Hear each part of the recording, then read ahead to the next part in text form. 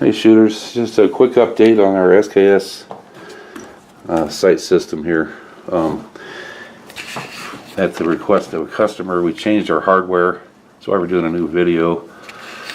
And you'll see after this the range test video, a better repeatability range test video of the scope mount.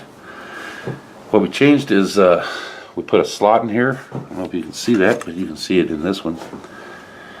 We slotted the side of this for the nylon lock nut, so you no longer have to use a box end or open end wrench to tighten this. We changed the side hardware to button head screws with high collar lock washers underneath them. It's a lot cleaner look and it's a lot easier to work with. You'll see us do it at the range in just a few minutes, and it only took a few minutes. There's also a button head on the main rear pin bolt here, and a 5/64 Allen wrench takes care of all of them. So this is just a quick intro. You already watched the main video on the scope mount and the one on the front modular front sight. So one thing I wanted to show you was, well, remind you first is now you will only, these scope mounts will come with a 1/4 inch hole in the front. You'll put the pin, you'll put it on the receiver, you'll put the rear pinhole in, then you'll mark your hole locations for the 2 front holes. Remove the scope mount. There's no longer a need to thread through the scope mount.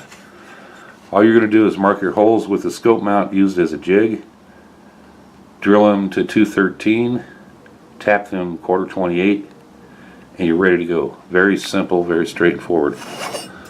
We're not, like I say, we're not using the jam nuts like we were and the set screws. One other option I wanted to let you know is we're planning on coming out with this shell deflector. This is a Tapco SKS shell deflector that's been modified to work. As you can see in the 2 forward holes on the scope mount, you would just take those 2 screws out, install this shell deflector, and this has been tested, it works fine. We know most guys want to put a compact scope on there, and that's a UTG 3x9 bug buster, and it also will clear the stripper clips. But if you want to use a longer scope and you need shell deflection, we will be offering this in the future. Just a quick update on some improvements. Have fun watching the rest of the video. We're doing another live fire 50 yards outside with and a better cameraman, and showing you how this scope mount repeats. And this gun has been through hundreds and hundreds of rounds of test, and this scope mount's been removed and reinstalled several times, and it always comes back to 0. We believe it's the only one on the market that'll do that isn't permanently attached. If you know of any other one, let us know, will you? Thanks. One last thing, we are still going to supply these with rear windage adjustable peep sight. This peep sight is just a simple block thread on the side with a hole placed at the exact point where it needs to be for alignment with either our front sight or the factory front sight. You will have to remove your factory rear, or it can be removed. The peep sight can be removed, and you can use this mount with the factory rear and front sight if you wish, or the factory rear and our front sight. So you got plenty of options there.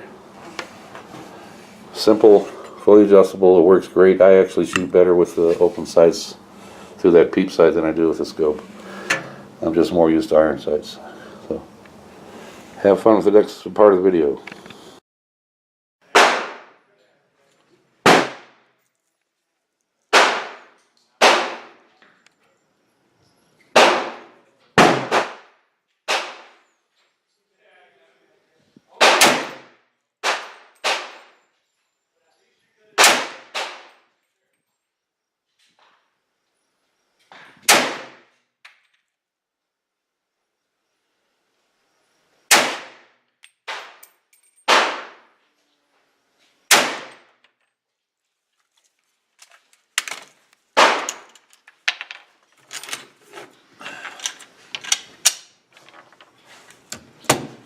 One tool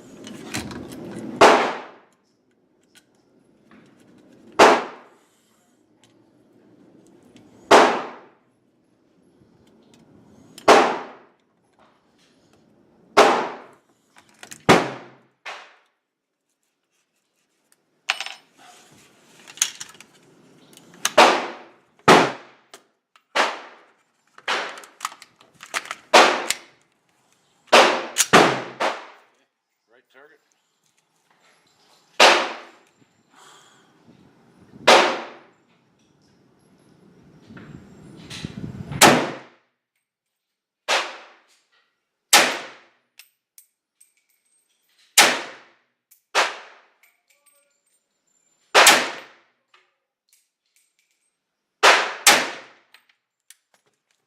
Good enough.